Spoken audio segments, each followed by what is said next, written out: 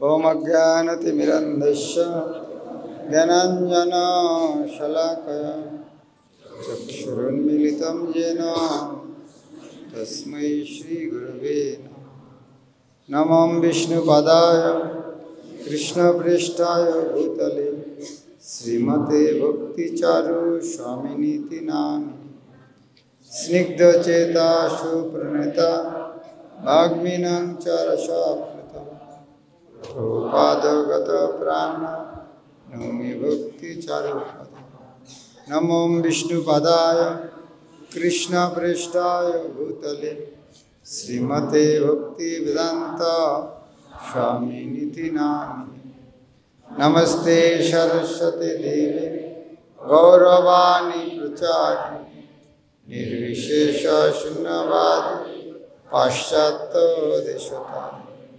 श्री चैतन्य मनोभीष्टं स्थापितं येन भूतले स्वयं रूप कदा मह्यं ददाति वदान्तिकं। वन्देऽहं श्रीगुरा श्रीयुतापदकमलं श्रीगुरून् वैष्णवांश्च श्रीरूपं शक्रजातं सगना रघुनाथान्वितं तं स्वाद्वैतं सवधूतं परिजनसहितं कृष्ण चैतन्यदेव श्रीराधा कृष्ण पादान् सहगण ललिता श्रीविशाखान्वितांश्च। हे कृष्ण करुणा सिंधु दीनबन्धु जगत्पते गोपेश गोपिका कांत राधा कांत नमस्ते। तप्त कांचन गौरांगी राधे वृंदावनेश्वरी विश्वभानुसुते प्रणमामि हरिप्रिये। वंचाकल्पतरुभ्यश्च कृपा सिन्धुभ्येव च पतितानां वैष्णवेभ्यो नमो नमः। श्री कृष्ण चैतन्य प्रभु नित्यानंद श्री अद्वैत गदाधर शिवासादि गौरभक्तवृंद। हरे कृष्णा कृष्णा कृष्णा हरे हरे हरे राम राम राम हरे कृष्ण। तो दीक्षा নিয়ে তো নতুন কিছু বলার নেই। দীক্ষা আনুষ্ঠানিকতা, যার মাধ্যমে আমরা প্রতিজ্ঞা করি আনুষ্ঠানিকভাবে যে চারটি পাপকর্ম ছেড়ে হরিনাম করব। চারটি পাপকর্ম ত্যাগ করা, হরিনাম করা দুটি গুরুত্বপূর্ণ। হরিনামে সব কিছু হয়, কিন্তু তাহলে পাপকর্মের শক্তি বেশি না হরিনামের শক্তি বেশি? তাহলে পাপকর্ম করলে অসুবিধা কী আছে? হরিনাম বেশি করে করব, সেই মনোভাবটা ঠিক না। পাপকর্ম ছেড়ে হরিনাম করতে হবে। এই যে সমস্ত পাপকর্মের আধার হচ্ছে চারটি। ধর্মের যেমন চারটি পা থাকে, সত্য, দয়া, সুচিতা আর তপস্যা। এই পাপ কর্মগুলি করলে ধর্মের পাগুলি ভেঙে যায়। তাই আমাদের ভক্তিপথে অগ্রগতি করতে হলে এই পাপকর্ম ছাড়তে হবে। যারা এই পাপকর্মগুলি না ছেড়ে হরিনাম করে ভক্তি করতে চায়, তার ভক্তিকে খুব সহজভাবে নেয়। তাদেরকে বলা হয় সহজিয়া। মাগুর মাছের ঝোল হরি হরি বল। হরিনাম पाप शून्य है, अपराध शून्य लह कृष्ण। तो हरिनाम तो चैतन्य महाप्रभु दिएছেন, तो नतून করে हरिनाम নেওয়ার কি দরকার? चैतन्य বর্ণনা আছে। दीक्षा पुरुष चरण विधि अपेक्षा ना करे, जिह्वा स्पर्शे आचरण डाले सबे तारे। ये हरिनाम एत शक्तिशाली, दीक्षा नेওয়ার दरकार नहीं। পুরুষচরণ মানে দীক্ষার প্রাথমিক ক্রিয়াকলাপ। যেমন দীক্ষার প্রাথমিক কার্যকলাপ কি, আমরা কমপক্ষে 1 বছর থেকে 4টি নিয়ম পালন করছি, প্রসাদ ভোজন করছি, সব নিয়মগুলো যে দীক্ষার আগে পালন করছি সেগুলো যে পুরুষচরণ। তাই পুরুষচরণ আর দীক্ষা কিছুই দরকার নেই হরিনামের, কারণ হরিনাম এরকম শক্তিশালী, জিহ্বার সঙ্গে স্পর্শ হলেই চণ্ডাল থেকে সবাই উদ্ধার হয়ে যায়। দীক্ষা পুরুষচরণ বিধি অপেক্ষা না করে জিহ্বা স্পর্শে আচণ্ডালে সবে তর, আর চণ্ডাল থেকে সবাইকে উদ্ধার করে, এরকম শক্তিশালী। তো প্রশ্ন হতে পারে, তো কেন তাহলে আমি দীক্ষা নেব? উত্তরটা হচ্ছে কেন নেব না। যদি প্রশ্ন আছে কেন নেব, তো উত্তরটা হচ্ছে নিলে অসুবিধাটা কোথায়? যদি এই হরিনাম এরকম শক্তিশালী হয়, কারো না কারো কাছে তো আমি শুনেছি যে হরিনাম করলে এটা হয়, তাই আমি হরিনাম করে দীক্ষা নেব না। কিন্তু যার কাছে শুনলাম, যার কথা শুনে এটা শুরু করলাম, তিনি তো ইতিমধ্যে গুরু হয়েছে, তো তাকে গুরু মানব না কেন? তাহলে সেটা অপরাধ হলো না? যার কাছে শুনলাম, যেটা নিয়ে তার মধ্যে গুরু মারা বিদ্যা, একটা মন্ত্র নিয়ে আবার ওই মন্ত্র দিয়ে আমি তাকে ত্যাগ করলাম, তার ওই শক্তি পেয়ে আবার গুরুকে ত্যাগ করলাম। এটা মায়াবাদীরা করে। তাই যেহেতু গুরুদেব ভগবানের নাম দেন, তাই ভগবানের মহিমা প্রচার করেন, তাই তার ভগবান অত্যন্ত প্রিয়, বৈষ্ণবের ভগবান অত্যন্ত প্রিয়। তাই তাদের চরণে যদি আত্মসমর্পণ করি তাহলে ভগবান কৃপা করেন। তাই দীক্ষা গ্রহণ করাটা অত্যন্ত গুরুত্বপূর্ণ। দীক্ষার সংজ্ঞায় বলা হচ্ছে দিব্য জ্ঞান যত দদ্যাৎ কুর্যাৎ পাপক্ষ সংশয়ম।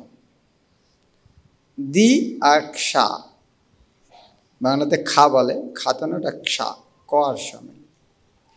দিব্য জ্ঞান যত দদ্যাৎ, যে অনুষ্ঠানের ফলে দি আর ক্ষা, যে অনুষ্ঠানের ফলে দিব্য জ্ঞান লাভ হয়। আর কুর্যাৎ মানে হয়ে যায় পাপক্ষ সংশয়ম। সং শব্দ থেকে কি? সম্পূর্ণ। কীর্তন সংকীর্তন, পূর্ণ সম্পূর্ণ, দান সম্প্রদান। তো ক্ষয় সংশয়, সংশয় মানে সম্পূর্ণ নাশ, যে অনুষ্ঠানের মাধ্যমে সমস্ত পাপের বিনাশ হয়। তো গুরুদেবের এত ক্ষমতা কোথায় এত পাপ নাশ করবে? আসলে যখন গুরুদেবের কাছে আত্মসমর্পণ হয় তখন কৃষ্ণ নিজের মনে করে নেয়, কৃষ্ণের ক্ষমতা আছে।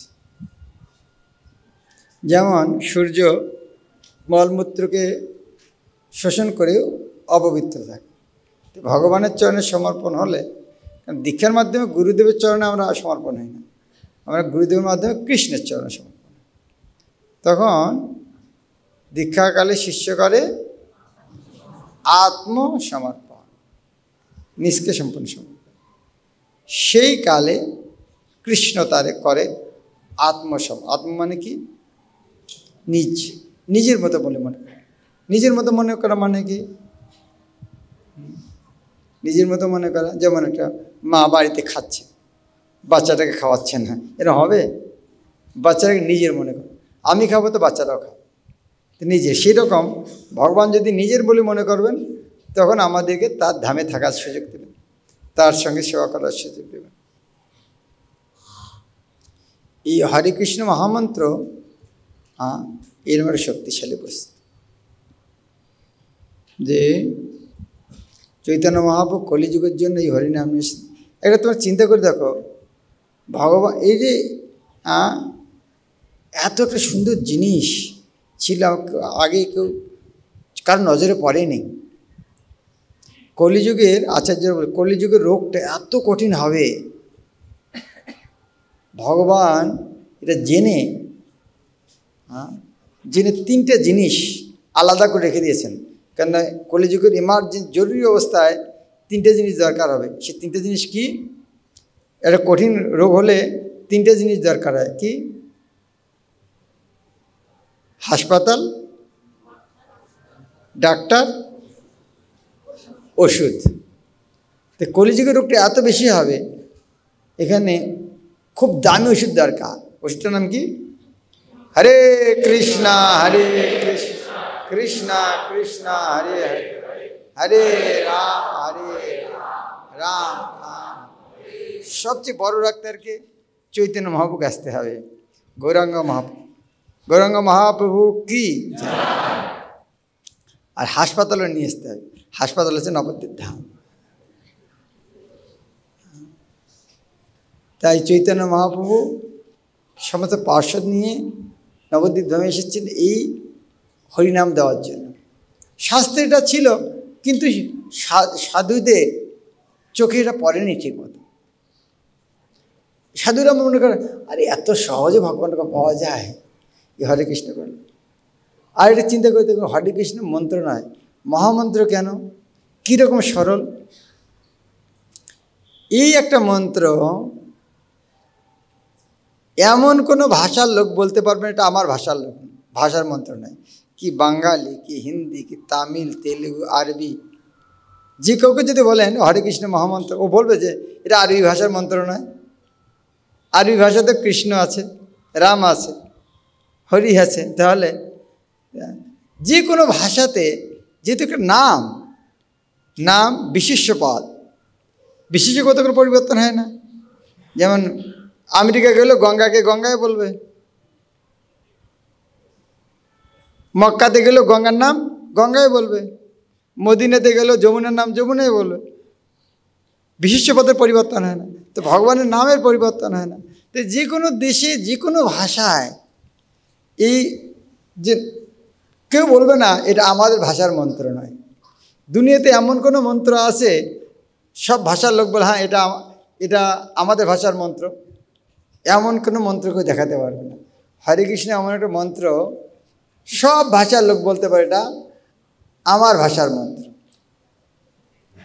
আর একটা গুরুত্বপূর্ণ হচ্ছে এটা এমন একটা মন্ত্র, এটা ছোট বাচ্চা মুখস্থ করতে পারে। হরে কৃষ্ণ রাম, তিনটে শব্দ, আর কিছু নেই এখানে। হরি কৃষ্ণ, যারা নতুন শুনছে এই নাম তিনটে, তাদের জন্য কঠিন নয়। একটু হয়তো আগে পিছিয়ে কোনটা বলতে পারে, এটা একটু মুশকিল হতে পারে। হ্যাঁ, হরি কৃষ্ণ রাম, বাস। তাহলে এত সরল, এর চেয়ে যে কোনো ভাষার লোক গাইতে পারে, যে কোনো বয়সের লোক। আর মুখস্থ করা সবচেয়ে সহজ, তার ফলটা সবচেয়ে বেশি। এইরকম একটা ঔষধ কলিযুগের জন্য মহাপ্রভু দিয়ে গেছে। আমরা কত ভাগ্যশালী। মহারাজ বললেন যদি আমরা এটা এই দীক্ষার মাধ্যমে প্রাপ্ত না করি, হয়তো আমাদের পরবর্তী পশু জীবন হবে, তখন আর এটা লাভ করতে পারবে। তাই এই হরে কৃষ্ণ মহামন্ত্রে মহাপ্রভুর কৃপা পূর্ণরূপে গ্রহণ করা উচিত।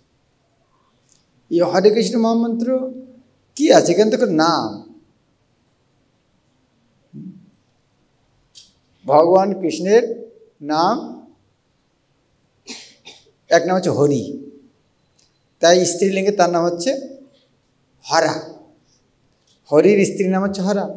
কৃষ্ণ নাম যদি হরা হয়, তাহলে রাধারানী, কৃষ্ণের নাম যদি হরি হয়, তো রাধারানীর নাম কি হবে? হরা।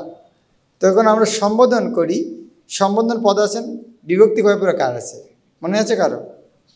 কর্তা, কর্ম, করণ, সম্প্রদান, অবদান, অধিকরণ। অধিকরণটা সপ্তমী, ষষ্ঠ আছে সম্বোধন। তো সম্বোধনে পরিবর্তন হয় না? সম্বোধনে যেমন কাউকে যদি ডাকি সম্বোধন করি, অমুক রে, আয় রে, খা রে, যা রে, সেরকম রাধারানীকে যখন ডাকি তখন কী বলি? রাধে, সখে। তো হরাকে যখন ডাকবো কী বলবো? হরে। তাহলে হরে কৃষ্ণ মানে হে রাধারানী, হে কৃষ্ণ। তো হরে কৃষ্ণ মহামন্ত্রের মধ্যে আমরা কাকে ডাকছি? সম্বোধন করছি। তাহলে হে কৃষ্ণ, হে রাধারানী দুইবার বলার দরকার নেই, একবারের সঙ্গে হে থাকলে বাকিটাও তো হে কৃষ্ণ হয়ে যাচ্ছে ওখানে। হরে কৃষ্ণ মানে হে রাধারানী, হে কৃষ্ণ। তো এখন যখন আমরা কাউকে ডাকছি, ডাকার অর্থটা কী? ডাকার অর্থটা কী? কিছু চাই। কারা কারা চান কিছু? এই যে দেখছেন, কারা কারা চান? কারা কারা চান না তারা হাত ওঠান। যারা চায় না তারা হচ্ছে মায়াবাদী। তাহলে কারা কারা চান? যারা নিজের জন্য চায় তারা হচ্ছে ভোগী। তো কোনটা হতে ভালো? হ্যাঁ, না চাইলে মায়াবাদী, চাইলে ভোগী।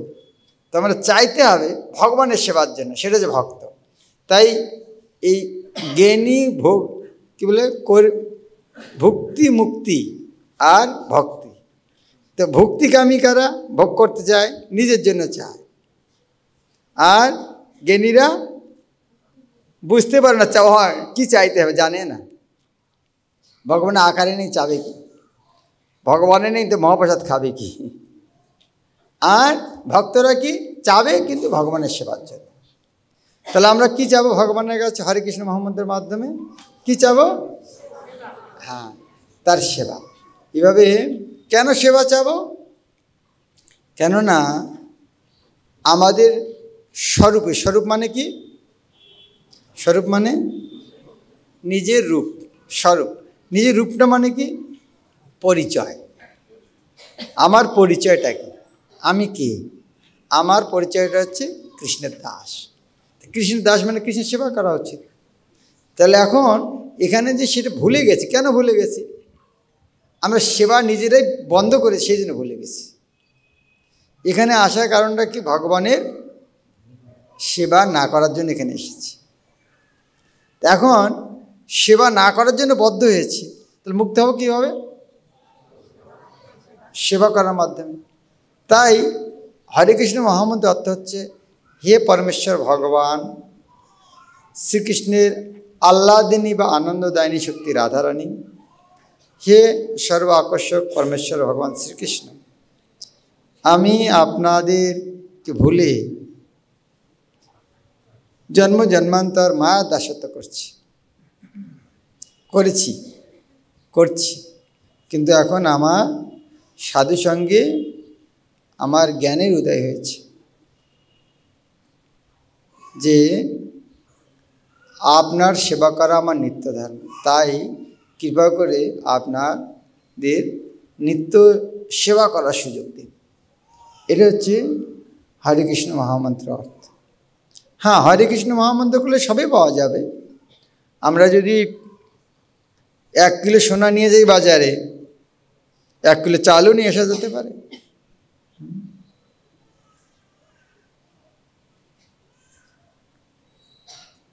1 কিলো রূপাও নিয়ে এসে যেতে পারে। কিন্তু 1 কিলো সোনার উদ্দেশ্য নয় সেই জিনিসগুলো গ্রহণ মানে ক্রয় করা। সেই রকম হরে কৃষ্ণ মহামন্ত্রের মাধ্যমে ভৌতিক জগতের ধর্ম, অর্থ, কাম এগুলো লাভ হবে, কিন্তু হরে কৃষ্ণ মহামন্ত্র কীর্তন করে সেগুলো চাওয়া উচিত নয়। এটা বুদ্ধিমত্তার কাজ হবে না। কোনো বাবা অনেক সোনা রেখে গেছে, এখন এই বাচ্চা ওই বাজারে সোনা দিয়ে 1 কিলো সোনা দিয়ে 1 কিলো চাল নিয়ে আসে, মানুষ তাকে বুদ্ধিমান বলবে না। সেই রকম হরে কৃষ্ণ মহামন্ত্রের মাধ্যমে ধর্ম, অর্থ, কাম এগুলো চাওয়া উচিত নয়, এমনকি মোক্ষ চাওয়া উচিত নয়। ঠিক যেমন রাজা যদি কোনো জেলখানায় যেয়ে বলে তুমি চলো আমার গাড়ি চালাবে, তোকে বলতে হবে না, প্রথমে তো আপনি আমাকে জেল থেকে মুক্ত করুন। এর বলার দরকার আছে কি? রাজা যদি বলে আমার গাড়িটা চালাও, তো গাড়ি যদি চালায় তো জেলের বাইরে তো তার আগে এসে, গাড়ি চালানোর আগে জেলের বাইরে। তো যারা ভগবানের ভক্তি করছে তারা ইতিমধ্যেই মুক্ত। তো ভক্তদের মুক্তির জন্য আলাদা করে প্রয়াস করার দরকার নেই। তাই হরে কৃষ্ণ মহামন্ত্র জপ করে মুক্তিটাও চাওয়া উচিত না। তাহলে কৃষ্ণ প্রেম, তো যে জিনিসটার মধ্যে কৃষ্ণ প্রেম পাওয়া যায় সেই হরে কৃষ্ণ মহামন্ত্র। কারণ সেই প্রেমটা অপরাধযুক্ত করলে ধর্মার্থ কাম হয়, আভাস অবস্থায় করলে মুক্তি লাভ হবে, শুদ্ধ করলে কৃষ্ণপ্রেম লাভ হবে। তাহলে আমরা যদি কৃষ্ণপ্রেম লাভ করতে চাই, তাহলে অপরাধগুলি যদি ভালো করে না জানি, তাহলে অপরাধ থেকে মুক্ত হতে পারবো না। কী অপরাধ সেটা আমরা জানিই না, তাহলে মুক্ত হবে কী করে? অপরাধ থেকে মুক্ত হওয়ার প্রথমে কাজটাকে আমাদের অপরাধ জিনিসটিকে সে জানা উচিত। পদ্মপুরাণে খুব সুন্দর করে বর্ণনা করেছে অপরাধ কি। 1 নম্বর হচ্ছে সাধু নিন্দা। আমি জিজ্ঞাসা করবো নাম অপরাধগুলো কী কী আছে? ওকে, তোমাকে দেশের কি 1 নম্বর নাম্বার অপরাধটা কি? বসে বলো।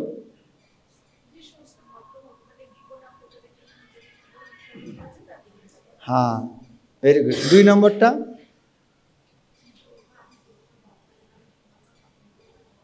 আচ্ছা, তো একটা একটা করে বলি। 1 নম্বর হচ্ছে সাধু নিন্দা। সাধু নিন্দাটা কেন অপরাধ? সাধু নিন্দার সঙ্গে নাম অপরাধের কি সম্পর্ক? কোনো এই দেশে রাজা হচ্ছে হরেকৃষ্ণ পার্টির রাজা, এমন এই পার্টির লোককে কারো কেউ যদি নিন্দা করে, নিন্দাটা কার হলো? কোনো পার্টির লোককে নিন্দা করে, নিন্দাটা কার হলো? রাজার হলো কি না হলো? তো সেরকম এই হরে কৃষ্ণ মহামন্ত্রের মহিমা কে প্রচার করছে? সাধুরা। তো সাধুদের নিন্দা করা মানে কি? সাধুরা খারাপ, তার মানে কি? হরে কৃষ্ণ জপ করে এই জন্য খারাপ, তার মানে নিন্দাটা কোথায় গেল? ভগবানই গেল। তো সাধু নিন্দাটা পদ্মপুরাণে বলছেন কথম উষাতে তৎ বিগারহাম। ভগবান কি করে সহ্য করতে পারেন যে তার নাম প্রচারকারী নিন্দা করে? এটা ভগবান সহ্য করবেন কি করে? দ্বিতীয় হচ্ছে শিবব্রহ্মাদি ভগবানের নামের সমান। আবার শিবব্রহ্ম ভগবান নামের সমান যদি মনে করি, আলু বেগুন পটল সোনা একই রকম মনে করি, তাহলে কি হবে? হ্যাঁ, এখন যদি আমি তোমাকে বলি তুমি আমাদের দেশের প্রধানমন্ত্রী, শুনতে কেমন লাগবে? ভালো লাগবে, হ্যাঁ প্রধানমন্ত্রী বানিয়ে দিয়েছে। কিন্তু এখানে প্রধানমন্ত্রী যদি বসে থাকে, তার সামনে যদি বলি আর কথাটাকে হজম করছে, তার অবস্থাটা কী হবে? প্রধানমন্ত্রীর সামনে যদি বলি তুমি আমাদের দেশের প্রধানমন্ত্রী, তাহলে যে যাকে বলছে তারও চাকরি গেল, যে বলছে তার অবস্থা খারাপ। সেই রকম আমরা যদি দেবদেবী করলে ভগবানের সমান বলে মনে করি, সেই দেবদেবীর চাকরি থাকবে না। তাই আমরা দেবদেবীদেরকে ভগবানের নামের সমান বলে মনে করব। সমান তো করবে না, স্বতন্ত্র মনে করা উচিত নয়। এটা একটু পার্থক্য। স্বতন্ত্র কি? কেউ মনে করে না না ভগবানের মতো শক্তিশালী নয়, ভগবানের শক্তি হচ্ছে 99 ভাগ, দেবতার শক্তি হচ্ছে 1 ভাগ, এই দুজন মিলে হচ্ছে 100 ভাগ। সেরকমটা মনে করা উচিত নয়। না, ভগবানের শক্তি 100 ভাগে, দেবতার মধ্যে যে শক্তি আছে ওটা কৃষ্ণ থেকেই ধার করানো, স্বতন্ত্র মনে করা উচিত। তৃতীয়টা কি? তৃতীয় অপরাধ শ্রী গুরুদেবকে অবজ্ঞা করা, মানে তার আদেশ অবজ্ঞা করা। যেমন তার আদেশটা যদি আমি মূল্য না দিই, এরকম গুরুমাস তো এরকম কত কথা বলেন, তো সেইরকম একটা কথা আছে হরে কৃষ্ণ মহামন্ত্র, এটারও দাম ওই রকম। যদি গুরু মহারাজের মুখ থেকে শব্দ যেটা বেরিয়েছে ওটাতে শক্তিশালী যদি মনে না করি, তো হরে কৃষ্ণ মহামন্ত্র ওই রকম একটা বলবো। তাই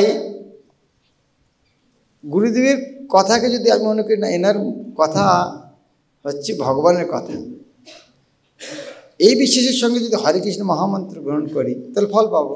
এখন যদি মনে করি না না গুরু মহাশয় অনেক সময় অনেক কথা বলেন, অনেক মানুষকে বোঝানোর জন্য বেশি জোর দিয়ে বলেন, আসলে ওটা ওইরকম নয়। তো এইভাবে যদি আমরা হরে কৃষ্ণ মহামন্ত্র মনে করি, তাহলে তো আমরা কার চরণে অপরাধ করলাম? ভগবানের চরণে। প্রভুপাদ বাংলা একটা গান লিখেছেন, ভক্তিগীতি সজ্জন প্রথমে আছে, গুরুদেবের বাক্যে যদি দৃঢ় শ্রদ্ধা রয়, তবে সংকীর্তনে কৃষ্ণ প্রেম উপজয়। যদি গুরুদেবের বাক্যে দৃঢ় শ্রদ্ধা থাকে তাহলে হরিনাম করলে প্রেম লাভ হবে। চৈতন্য মহাপ্রভু যখন তার গুরুদেবের দীক্ষা নিয়েছিলেন, তার এত বিশ্বাস সহকারে নাম জপ করেছিলেন, নাম জপ করার সঙ্গে সঙ্গে তিনি পাগলের মতো আচরণ করছিলেন। কিবা মন্ত্র দিলা গোসাই, কিবা তার বল, জপিতে জপিতে মন্ত্র করিল পাগল। কীরকম বিশ্বাসের সঙ্গে জপ করেছেন, তার মন্ত্র জপ করার সঙ্গে সঙ্গে তিনি আনন্দে পাগলের মতো আচরণ করছেন। এটা একটা স্কুলে একই শিক্ষক পড়াচ্ছে, কিন্তু বিভিন্ন ছাত্র বিভিন্ন রকম, সে ছাত্রের গ্রহণ করার মাত্রা অনুসারে। তাই আমরা যতটা শ্রদ্ধা সহকারে শুনব, বিশ্বাস করব গুরুদেবের বাক্য, ততটাই আধ্যাত্মিক উন্নতি। চতুর্থটা কি?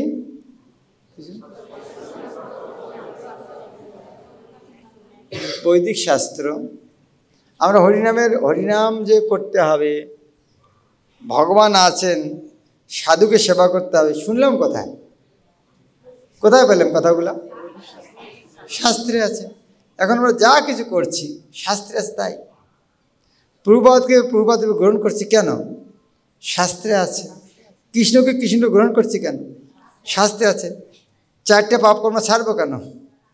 শাস্ত্রে আছে। তাই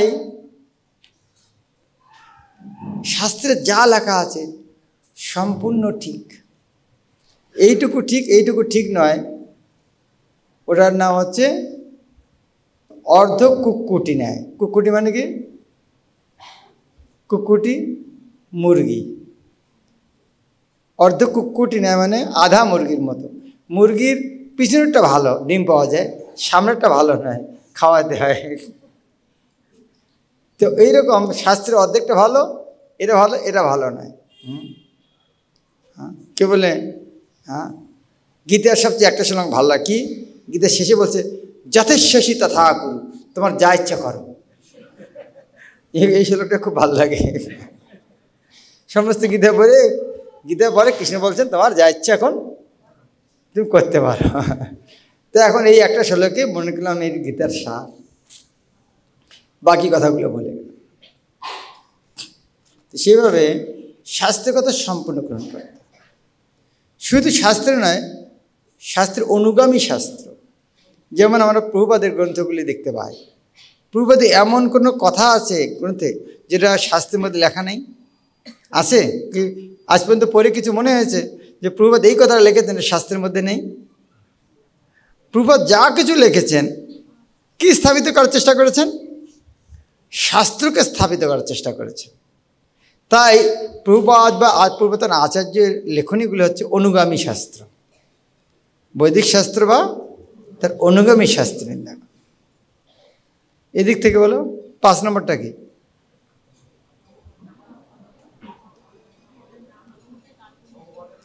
ভগবানের নামে কাল্পনিক, কল্পনা। কল্পনা মানে কি? আরে ঘোষ কি বলে আমার দই টক, সব ঘোষ বলে আমার দই ভালো। তো সেই রকম যে সাধুরা হরিনাম করে, তো হরিনাম মহিমা একটু বেশি করে বলে না, এরকম মনে করা উচিত নয়। ভগবানের শক্তি কতটা? অসীম। ভগবানের নাম আর ভগবান এক? হ্যাঁ, এক। তাহলে নামের শক্তি অসীম হবে না কেন? তাহলে ভগবানের নাম সম্বন্ধে যদি কেউ কিছু বলে, এটা অতিরিক্ত কী করে হতে পারে? ভগবানের নাম যদি ভগবানের সমান হয়, ভগবানের যদি সমস্ত শক্তি হয়, তাহলে ভগবানের নামের মহিমা অতিরঞ্জিত কেন হবে? অতিরিক্ত কেন হবে? একবার কৃষ্ণ নামে যত পাপ হরে, কোনো পাপের সাধ্য নাই তত পাপ করে। কেউ বলতে না না এত হয় নাকি, একটু হরিনাম করার জন্য উৎসাহ দিচ্ছি, না, এরকম মনে করা উচিত না। ভগবানের যত অন্ধকার হোক, যত কুয়াশা হোক, সূর্যের ক্ষমতা আছে তাকে নাশ করার? আছে? সূর্যের ক্ষমতা নেই নাশ করার? আছে। যত বড় হিমালয় পর্বতের মধ্যে কাঠ হোক, আগুনের ক্ষমতা আছে পুড়ে ফেলানোর। তাহলে ভগবানের ক্ষমতা থাকবে না কেন? ভগবান নামের ক্ষমতা থাকবে না কেন? একটা ঘর 1000 বছর থেকে অন্ধকার হয়ে আছে, আর একটা ঘর 5 দিন থেকে অন্ধকার হয়েছে। লাইট জ্বালালে ওটা প্রকাশ হতে কতক্ষণ সময় লাগবে? কোনটার বেশি সময় লাগবে? কোনটার বেশি সময় লাগবে? হ্যাঁ, একই সময় লাগবে। তাই ভগবানের নামের ক্ষমতা, যেহেতু ভগবান স্বয়ং নাম, তাই তার নাম ক্ষমতা অসীম। তাদের সে কাল্পনিক মনে করা উচিত না। 6 নম্বরটা কি? হ্যাঁ, অর্থবাদ। অর্থবাদ মানে কি? অর্থবাদ মানে হরে কৃষ্ণ, তুই কৃষ্ণ হয়ে যা রে। হরে মানে তুই হয়ে যা, তুই কৃষ্ণ হয়ে যা। এর ব্যাখ্যা করা ঠিক হবে? হ্যাঁ, কৃষ্ণ মানে কৃষ্ণ। এখানে অন্যরকম উল্টাপাল্টা ব্যাখ্যা করা উচিত। কৃষ্ণ মানে কৃষ্ণ, রাধা মানে রাধা, রাম মানে রাম। কৃষ্ণ মানে কে? যিনি নন্দ মহারাজের ছেলে, যশোদার ছেলে, সারা জগতের মালিক। ব্যাস। এটা অন্য টুকরা বেশি পাণ্ডিত্য দেখানোর দরকার থাকে।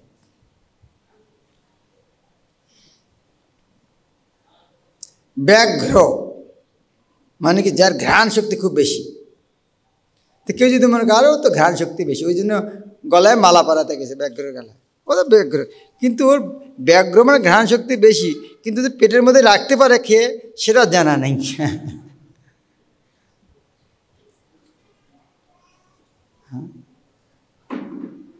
তাই এরকম না, আমি তো শুনেছি ব্যাঘ্র মানে যাদের ঘ্রাণ শক্তি বেশি।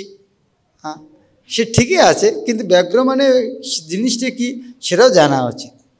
তাই ভগবানের নামের আলাদা অর্থ করার দরকার নেই।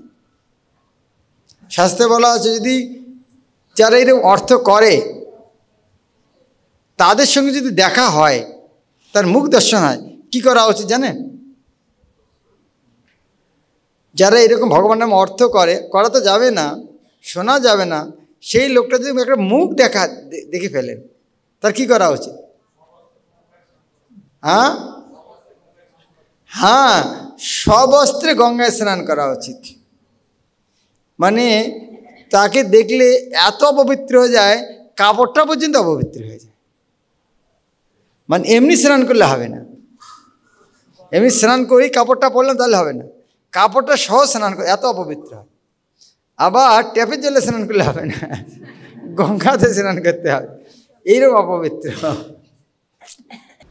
হরে কৃষ্ণ। সচ্ছেলে মানে কাপড় সহ, সচ্ছেলে জাহ্নবী জলে করিব মজ্জ। 7 নম্বরটা কি? নামের বলে মানে শক্তিতে। মানুষ অনেক পাপ করছে, কিন্তু প্রধানমন্ত্রীর নাম নিয়ে কিন্তু পাপ করে।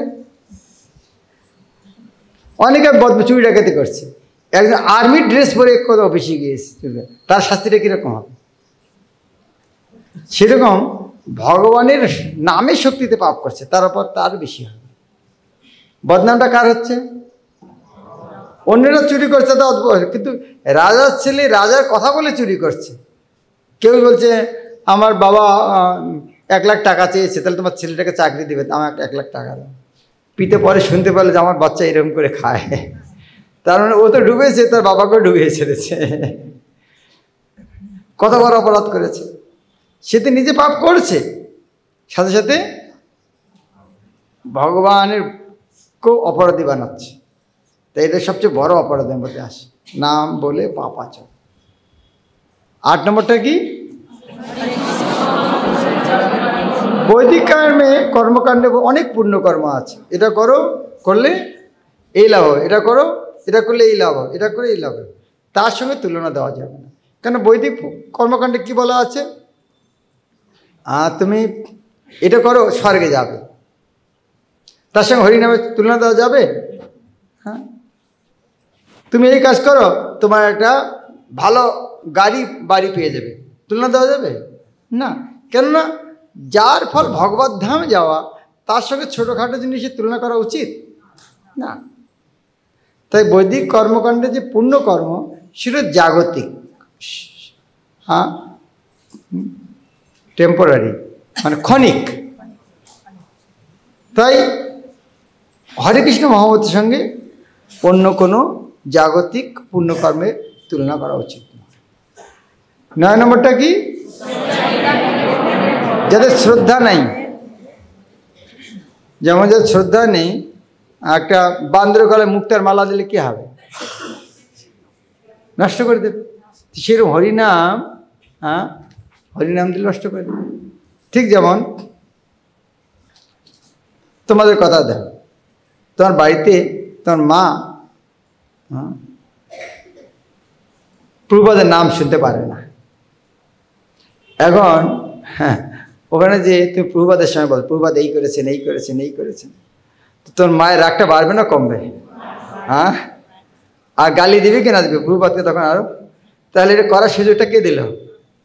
কে দিল? করে দিল কে? তো ওখানে প্রভুপাদের নাম না বলে আলু বেগুনের নাম বললে ভালো, অন্তত অন্তত প্রভুপাদের নিন্দা করবে না। তো যাদের শ্রদ্ধা নেই তাদেরকে দেওয়া উচিত। হ্যাঁ, তাহলে তারা আরও তাদের অপরাধ করার সুযোগ দেওয়া হচ্ছে, আমাদের অপরাধ করার আমরা সুযোগ দিচ্ছি। তাই শ্রদ্ধাহীন ব্যক্তিকে ভগবানের দিব্য মহিমা উপদেশ করা উচিত। সেক্ষেত্রে বলা হচ্ছে উচ্চস্বরে হরিনামের মাধ্যমে শ্রদ্ধার উদয় হলে তারপর দেখা হয়। সেদিন মহাপ্রভু কী বললেন? উচ্চস্বরে হরিনাম করছে, বল সবাই উচ্চস্বরে হরিনাম করো। যখন শ্রদ্ধার উদয় হবে তখন সে আসে না আমি হরিনাম করব, তখন আসবে সে। 10 নম্বরটা কি?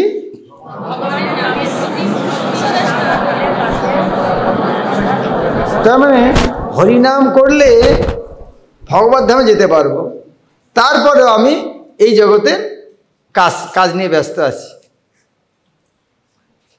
আমরা মোবাইলে দেখছি ভারতের সঙ্গে পাকিস্তানের যুদ্ধ হয়েছে, কোন দেশ জিতলো? এটা এই যে এটার মধ্যে আসক্তি আছে, এই আসক্তিটা কোথায়? আমাদের এই ভৌতিক জগতের প্রতি আসক্তি। কোন দেশ জিতলো, কোন দেশ না জিতলো, তো এক দেশকে ভালোবাসি, আর দেশ সত্যতা করি। কিন্তু সবাইকে যে আমাদের ভগবত ধামে নিয়ে যেতে পারবো, যার কাছে এইরকম একটা জিনিস আছে, তিনি ছোটোখাটো জিনিস করবেন? যার কাছে এমন একটা অস্ত্র আছে, ভারত পাকিস্তান সবাইকে ভগবানের কাছে নিয়ে যেতে পারে, তাহলে যার কাছে এর আধ্যাত্মিক সম্পদ আছে, তিনি জাগতিক জড়জগতে কাজ করবেন কেন? ভগবানের নামের অগাধ মহিমা। অগাধ শব্দটা কি? অগাধ শব্দ থেকে অগাধ মানে কি?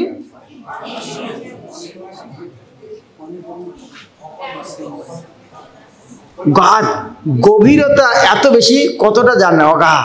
এটা সমুদ্রের কত গভীর, তলদেশ খুঁজে পাওয়া যায় না। অগাধ মানে হচ্ছে গভীরতা, তার যে গভীরতাটা কোথায় খুঁজে পাওয়া যায় না। তো ভগবানের মহিমা অগাধ, ভগবানের মহিমা যে কত কি হতে পারে কেউ কল্পনাও করতে পারে না। তাই সেগুলো জানার পরেও যদি কেউ ভৌতিক কাজকর্ম করে, তাহলে তো হরিনামের চরণে একবার অপরাধে হলো। এবং সে সমস্ত অপরাধগুলো আসে কোথা থেকে? অমনোযোগে জপ করার জন্য। এই অমনোযোগগুলো আসে কোথার থেকে? অলস, যারা অলস, উদাসীন, বিক্ষেপ হয় বিভিন্ন প্রকার জড়জাতে খবর শোনার ফলে মনটা চঞ্চল হয়ে যায়। এই জিনিসগুলো আমাদেরকে বিক্ষিপ্ত করে। তাই আমাদের মনোযোগ সহকারে জপ করার চেষ্টা করা উচিত।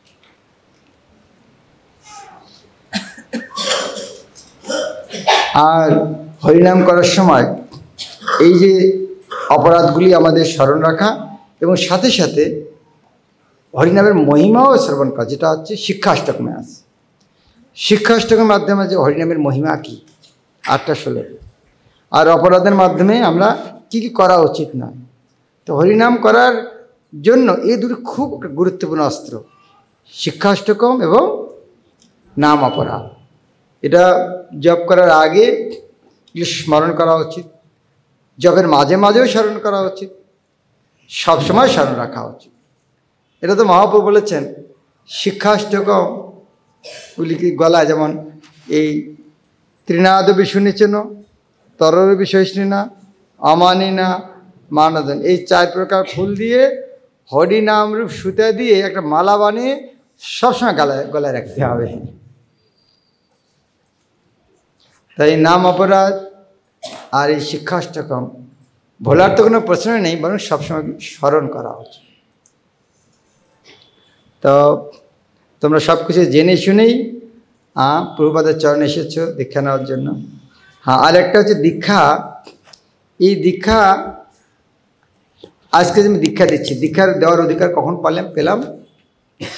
যেদিন থেকে ইস্কন কর্তৃপক্ষ জিবিসি আমাকে এই অধিকারটা দিয়েছে, তার আগে হয়নি। তবে আমাকে অধিকারটা কে দিলেন? ইস্কন কর্তৃপক্ষ জিবিসি আমাকে দিয়েছে। তাহলে আমি কার প্রতিনিধিত্ব করছি? আমি দীক্ষণের কার প্রতিনিধিত্ব করছি? ইস্কনের প্রতিনিধিত্ব, ইস্কনের জিবিসির প্রতিনিধিত্ব করছি। জিবিসি কোথায় নিয়ে যাবেন? জিবিসি কার প্রতিনিধিত্ব করছেন? প্রভুপাদের কাছে। তাই আমরা প্রভুপাদের মাধ্যমে কৃষ্ণের কাছে যেতে চাই। কারণ প্রভুপাদের কাছে ডাইরেক্ট কী করে যাব, ঋত্বিকেরা এটা বুঝতে পারবে না। এখানে তাহলে আমাদের প্রভুপাদের কাছে যাবো কৃষ্ণের মাধ্যমে, জিবিসির মাধ্যমে। জিবিসিদের যারা অনুমোদিত, যারা তারা হচ্ছে তারা অনুমোদিত এজেন্ট। অর্থাৎ দীক্ষাগুরু যারা ইস্কনে, তারা জিবিসির হয়ে তারা প্রতিনিধিত্ব করে, তারা জিবিসির সুপারিশ করে, তাদের পক্ষ হয়ে হরিনাম দেওয়া, নাম দেওয়া, এই কাজগুলি করে। তাই দীক্ষার মাধ্যমে তোমরা তাদের সঙ্গে আরও দৃঢ়ভাবে যুক্ত হচ্ছ। এখন এখানে কেউ আছে ভারতবর্ষের প্রধানমন্ত্রীর নাম জানে না? কেউ আছে এরকম? প্রেসিডেন্টের নাম জানে না? কেউ আছে? আমি ইস্কনে আছি, ইস্কনের জিবিসির প্রধানকে তার নাম জানি না, এটা লজ্জার ব্যাপার কিনা? তার মানে তাদের প্রতি কোনো শ্রদ্ধাই নেই। একটা জিনিস চিন্তা করার চেষ্টা করি, আমরা দীক্ষা নিয়েছি, জিবিসির প্রতিনিধি, এখন জিবিসির হেডকে সারা দুনিয়ায় কে আমাদের নেতৃত্ব দিচ্ছেন তার নামটা পর্যন্ত জানি না। তো যার নামটা জানি না তার শ্রদ্ধাটা কতটা আছে, তার কাছ থেকে কৃপাটা আসবে কী করে? আমরা যদি কৃপা চাই, কৃষ্ণের কৃপা প্রভুপাদের মাধ্যমে। প্রভুপাদ কি বলছেন? আমার কাছে ডাইরেক্ট আসো, তোমরা মিলেমিশে চলো, জিবিসি কর্তৃপক্ষের কথা শোনো। এখন তাদের নামে জানি না, তাদের প্রণাম করা তো দূরের কথা, তাদের প্রণাম করা উচিত কি না উচিত? না, আমরা তো সকালবেলা বলে দিই অনন্ত কোটি গৌর ভক্তবৃন্দ কি বাস, সেটা ভালো, কিন্তু অনন্ত কোটি বৈষ্ণব বন্ধু বললেও কিন্তু প্রভুপাদে আলাদা করে প্রণাম মন্ত্র আমরা বলি। সেরকম কিছু কিছু বৈষ্ণবের আমাদের বিশেষ করে প্রণাম অবশ্যই করা উচিত। দীক্ষাগুরুই আমাদের একাই নয়, শিক্ষাগুরু অনেক আছেন, তাদেরকেও আমাদের প্রণাম করা, বিশেষ করে যাদের অবদান আমাদের জীবনে সবচেয়ে বেশি, তাদেরকে তো অবশ্যই স্মরণ করা উচিত। নাহলে কৃপা আসবে কী করে আমাদের কাছে? তো সেই জিনিসটার জন্য আমরা ভুলে না যাই। তা আমি জিবিসি কর্তৃপক্ষ গুরু মহারাজের পক্ষ থেকে তোমাদেরকে, যেহেতু তোমরা ইস্কনের নিয়ম যখন প্রতিজ্ঞাবদ্ধ হবে, সেই যেহেতু ইস্কনের কাছে প্রতিজ্ঞাবদ্ধ হচ্ছ যে এই 4টা পাপকর্ম ছেড়ে আমি কমপক্ষে 16 মালা জপ করবো, আর ইস্কন কোনো দিন ছেড়ে যাব না। কারণ ইস্কন ছেড়ে গেলে করতেই পারবো না। তখন ইস্কন এরম প্রতিজ্ঞা করলে ইস্কন আমাকে তার ভক্তরূপে গ্রহণ করবে। তো যাদের যাদের এই প্রতিজ্ঞা করার ইচ্ছা আছে তারা শুধু দীক্ষা নেওয়ার জন্য আসে।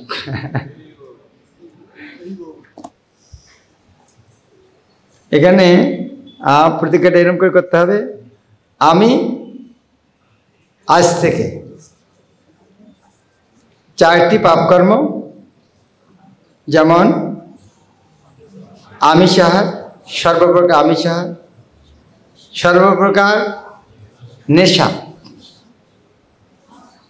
সর্বপ্রকার অবৈধ সম্পর্ক এবং সর্বপ্রকার জুয়া খেলা, নেশা খেলা, জুয়া খেলা থেকে বিরত থেকে কমপক্ষে নিত্য কমপক্ষে 16 মালা জপ করো। আর ইস্কন ছেড়ে কোনদিন যাব না।